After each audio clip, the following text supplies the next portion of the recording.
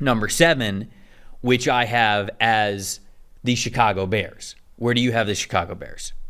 Not in my top 10. Okay, so you don't have them in the top 10. All right, so this to me is because Caleb was off to a slow start. Rome Odunze's been a little bit up and down, but Odunze's production I still think has been good relative to the rest of the passing offensive weapons that they have on that team, the DJ Moore, the Keenan Allen, all the tight ends, certainly the running backs as well. I think that Odunze has found his place in there well enough, in my opinion, and for how Caleb has played, particularly over the last 2 to 3 weeks, obviously hitting it at quarterback means more. It does. It means more. And so Caleb playing the way that he is carries a lot of weight here with this. And I was really debating where to put them because there's another team, by saying this, I'm making it kind of obvious, that I have higher on this list who their quarterback is carrying big time.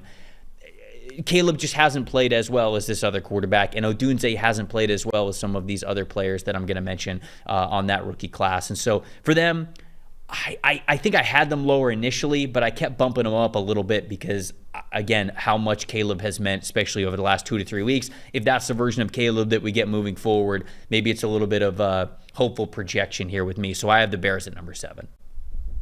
It's just all projection to me. Like, I mean, Caleb played well in the last game, I think. I don't really think most of the season, I don't really think he's been good. I think Caleb's still going to be awesome. I don't have any issues with this club, with you if you're projecting out and saying like, oh, these guys are both going to be 2 of the best players from this class. 100% agree. Like, I definitely think that's where it is. To me, it was just like, okay, have they been this season? Like, I don't think Caleb's been a positive for the team this season so far until recently. Like, I think he's not been able to elevate what's already a pretty, obviously not been an ideal situation. Now they've gotten by because their defense has been awesome, and they've done enough things to get by, but I don't think he's particularly looked good until maybe last week or two, I would say. And so like it just depends how much you're going to weigh that part of it. And Adunze's been fine. I think he's been solid, but I think that there's a lot left on the field still. He can continue to get better, and I think he will. Like, these are 2 of my top players in this class. I think they're going to absolutely be there if we go to the end of the year or maybe the end of next year and we look back at who the best classes are.